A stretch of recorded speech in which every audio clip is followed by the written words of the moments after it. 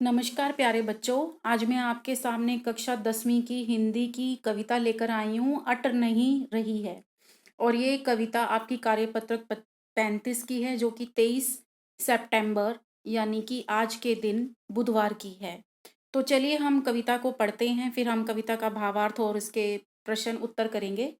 कविता है हमारी अट नहीं रही है। अट का मतलब होता है समाना, समा नहीं रही है। एक तरह से ये आप मीनिंग लगा सकते हो, अर्थ लगा सकते हो। अट नहीं रही है, अट नहीं रही है, आभा फागुन की तन सट नहीं रही है। अट नहीं रही है, आभा फागुन की तन सट नहीं रही है। कहीं सांस लेते हो, घर घर भर देते हो। कहीं सांस लेते हो, घर घर भर देते हो। उड़ने को नभ में तुम पर कर देते हो। आंख हटाता हूं तो हट नहीं रही है, अट नहीं रही है। ठीक है। पत्तों से लदी डाल, कहीं हरी कहीं लाल। कहीं पड़ी है उर में, उर मतलब हृदय में।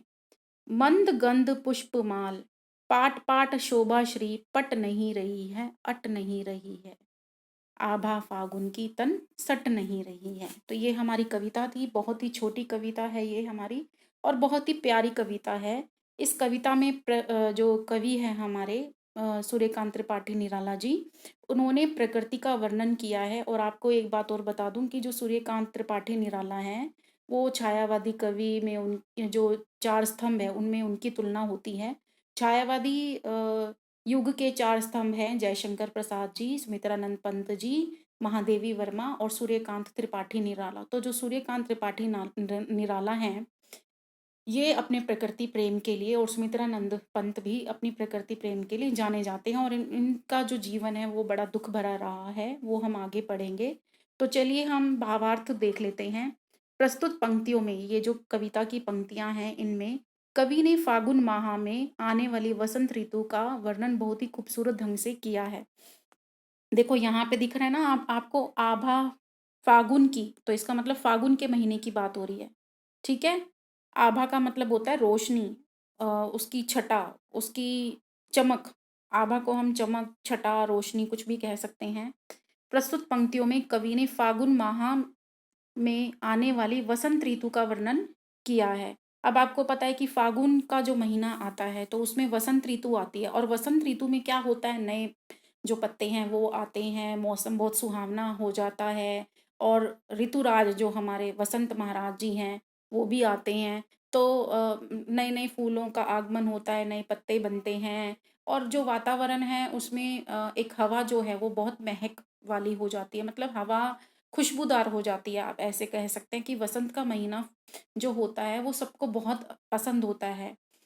ठीक है। तो इन्होंने ये कहा है कि वसंत का महीना या फागुन का महीना बहुत ही खूबसूरत होता है, और उसका वर्णन कवि ने बहुत ही खूबसूरत ढंग से किया है। ठीक है। चलिए अब हम आगे पढ़ लेते हैं। कवि कहते हैं कि फागुन की आभा, आभा मतलब चमक, इतनी अधिक है कि वह प्रकृति में समा नहीं पा रही है।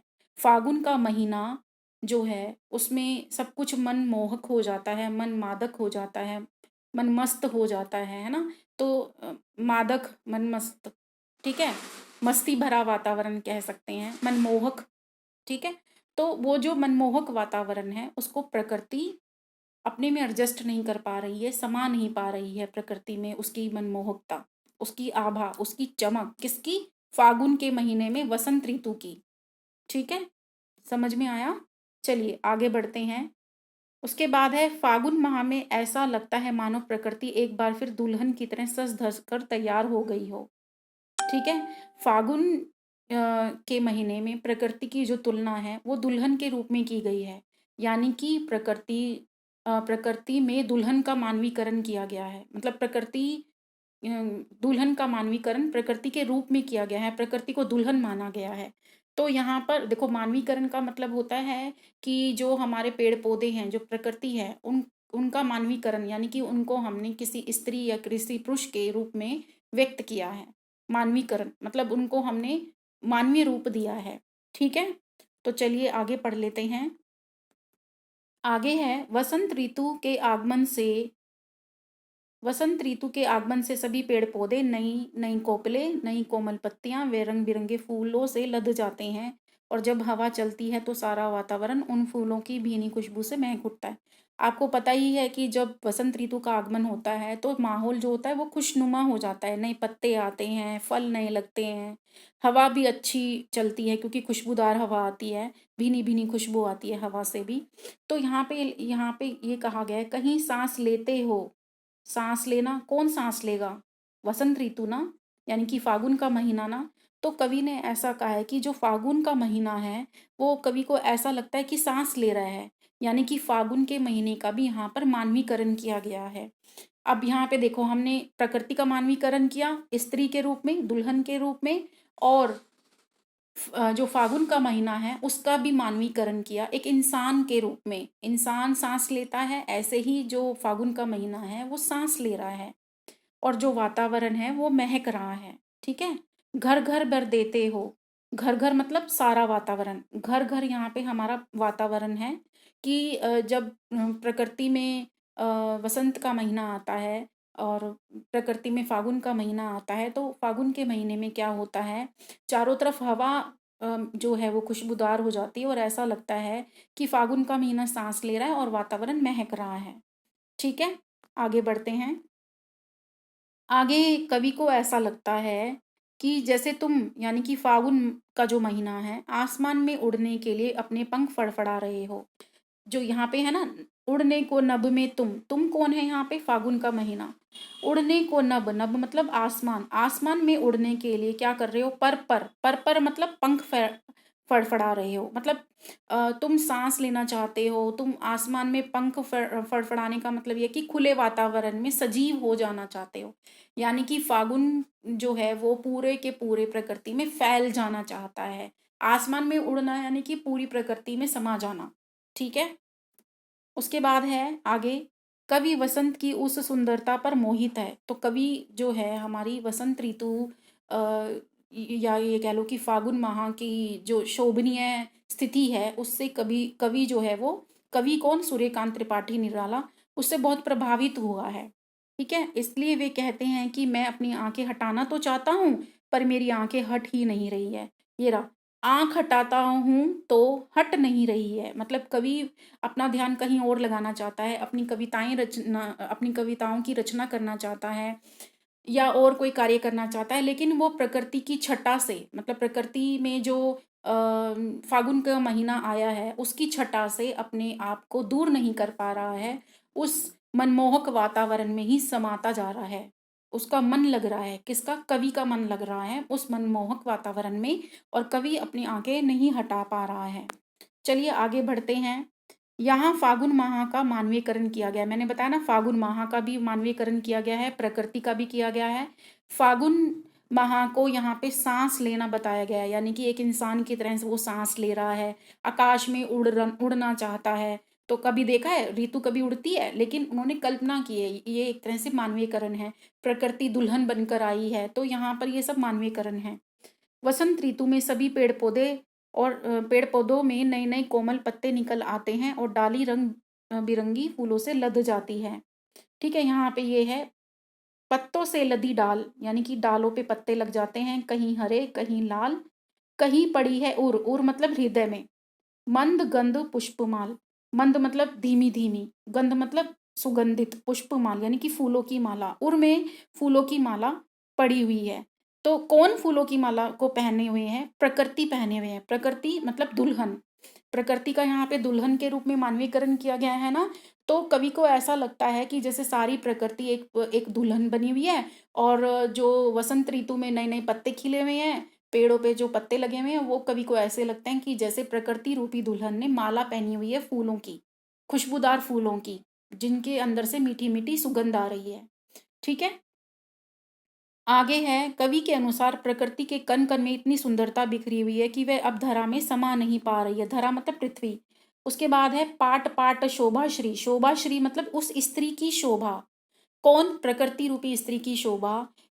पाट पाट मतलब समा नहीं रही है, पट नहीं रही है, समा नहीं रही है। कहाँ पे?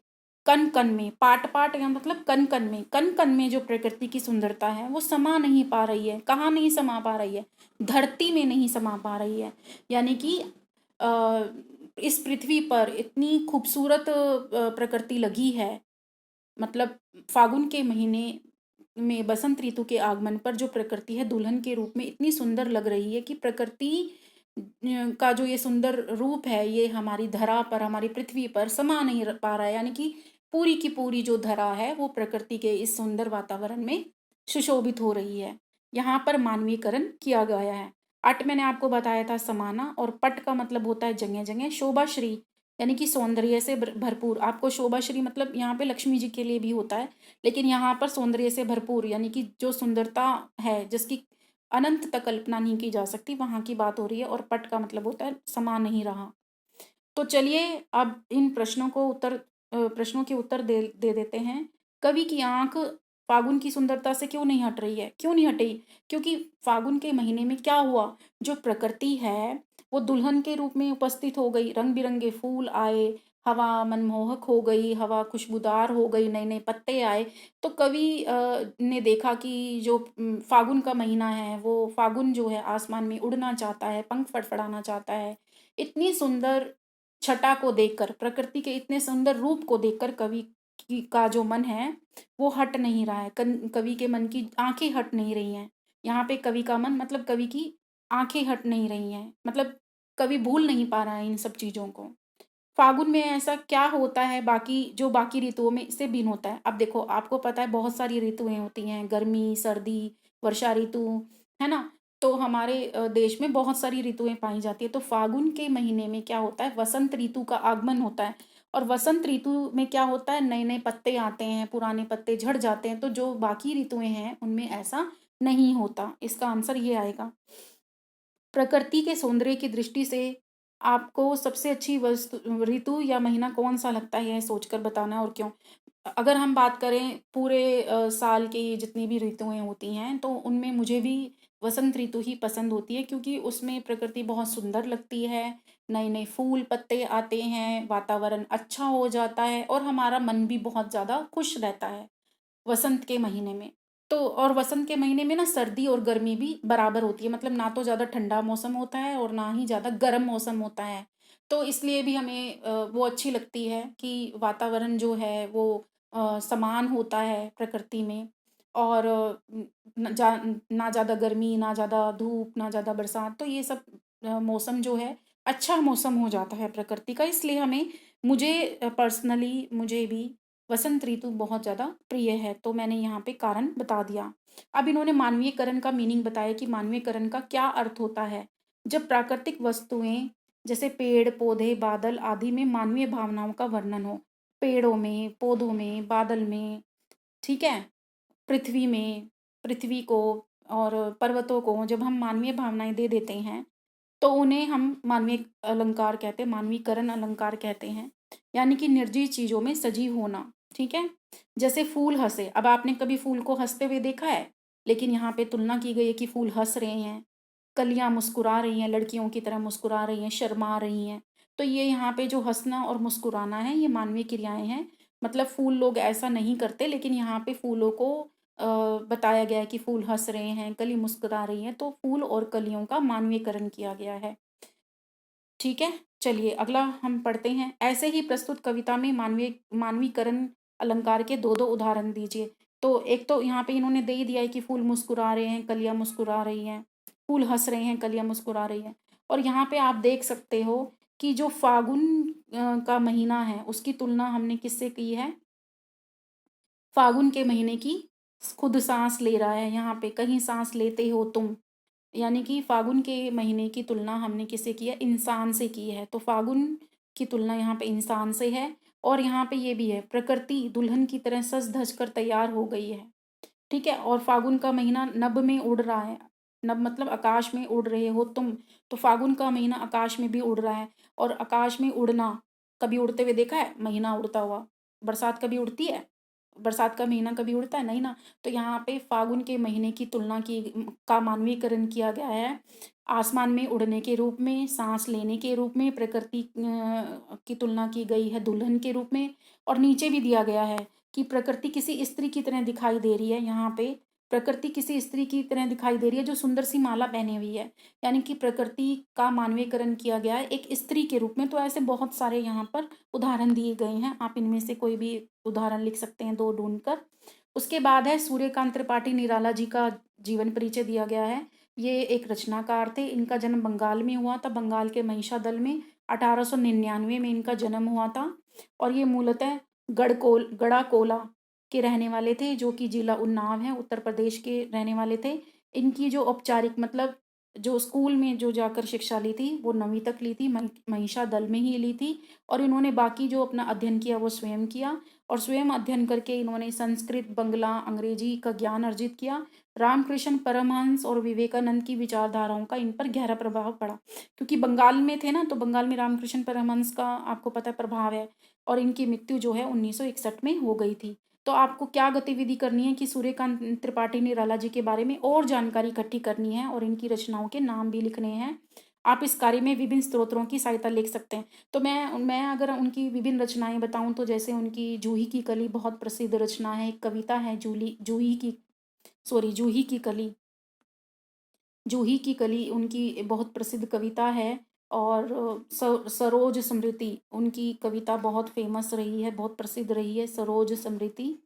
सरोज स्मृति जो कि अनामिका एक उनका काव्य संग्रह है, उसमें है। राम की शक्ति पूजा, सरोज स्मृति, वह तोड़ती पत्थर, और बहुत सारी कविताएं हैं जो उन्होंने लिखी है। और एक बात मैं बता दूं, महादेवी वर्मा का नाम तो आपने सुना ही है, और महादेवी वर्मा को वो बहन कहते थे। और उनकी जो बेटी है, सरोज स्मृति जो कविता है वो उनकी बेटी पे लिखी गई है, जो 19 साल की उम्र में ही जिसका देहावसान हो गया था, जो मर गई थी, और जिसकी वजह से जो सूर्यकांत त्रिपाठी निराला जी हैं वो दुख में आ गए थे, और इनका जो जीवन रहा है बहुत गरीबी में रहा है। और ये इतने दानी थे कि जो भी इनको रॉयल्टी मिलती थी ना अपनी कविताओं को लिखने के दौरान, तो ये गरीबों में और ज़रूरतमंदों में ये बांट देते थे। और इसके लिए कभी कभी महादेवी वर्मा जी इनको डांटती थी कि अपने लिए भी कुछ रखो, अपनी जो सारी कमाई है ये गरीबों में, और जो हेल्पफुल लोग हैं जो गरीब लोग हैं, मदद जिनको चाहिए उनको दे देते थे। और इनकी एक कविता तो मुझे बहुत ही अच्छी लगती है, मैं आपको बताना चाहूँगी। उनकी एक कविता थी, मैं अकेला देखता हूँ आ रही मेरे दिवस की सांधे बेला, मैं अकेला देखता हूँ आ रही है मेरे दिवस की सांधे बेला। ये जो कविता है इन्होंने बहुत अच्छी गाई है। एक इनकी है, मैं वह तोड़ती पत्थर, देखा मैंने उसे इलाहाबाद के पथ पर, वह तोड़ती पत्थर। बहुत ही फेमस कविता रही है यह, वह तोड़ती पत्थर। और इस कविता में एक जो मजदूर स्त्री है उसके बारे में बताया गया है कि वो कितनी मेहनती है, उसको इस बात से कोई फर्क नहीं पड़ता कि कितनी मंजिलें उसके सामने हैं, और वह अपना काम ईमानदारी से कर रही है। उसे कवि ने इलाहाबाद के पथ पर देखा है कि वह तोड़ रही है पत्थर। तो यहाँ पे मजदूर वर्ग के बारे में बताया गया है। और जब उन्होंने सरोज स्मृति लिखी कविता, तो उस कविता की भी कुछ पंक्ति मैं आपको बताना चाहूंगी जो बहुत ही प्रसिद्ध रही हैं। दुख ही जीवन की कथा रही, दुख ही जीवन की कथा रही, क्या कहूँ आज जो कहीं नहीं। ये उन्होंने अपनी कविता सरोज स्मृति में लिखी थी। और बहुत ही अच्छे कवि रहे हैं ये। और इन्होंने छंद है उनमें मुक्तक छंद का इन्होंने मुक्तक छंद की रचना की। मुक्तक छंद का जो सहज प्रकाशन है वो सूर्यकांत त्रिपाठी निराला जी ने किया है। और इन्होंने अपनी कविता गीतिका में भी लिखा है, पास हीरे हीरे की खान, खोजता कहाँ और नादान। पास हीरे की खान, खोजता कहाँ और नादान। तो ऐसे बहुत सारी कविताएं इन्होंने लिखी है। जागो फिर एक बार, कुकुरमुत्ता। कुकुरमुत्ता मतलब इन्होंने कुकुरमुत्ता कविता में जो वो होता है ना, वाइट कलर का वो, चलो कुकर मुत्ता के बारे में फिर कभी बताएंगे। वो कुकर मुत्ता वो ये मुझे ध्यान नहीं आ रहा, लेकिन ये बहुत प्रसिद्ध कविता रही है कुकर मुत्ता। वो जो हम खाते हैं ना, गोल गोल वाइट कलर की गोल गोल, नाम याद नहीं आ रहा मुझे। चलो कोई नहीं। अभी आपको मैंने जो कविताएं बताई हैं, सरोज स्मृति, वन बेला, राम की शक्ति पूजा, गीतिका, जागो फिर एक बार, जूही की कली, ये जो हैं वो ये सूर्यकांत त्रिपाठी निराला जी की बहुत ही प्रसिद्ध कविता रही हैं। और अनामिका उनका काव्य संग्रह है, तो उसमें भी ये जो सरोज स्मृति है और वह तोड़ती पत्थर, राम की शक्ति पूजा, वन बेला, ये कविताएं छपी हैं। आई होप सो कि आपको ये जानकारी अच्छी लगी होगी। और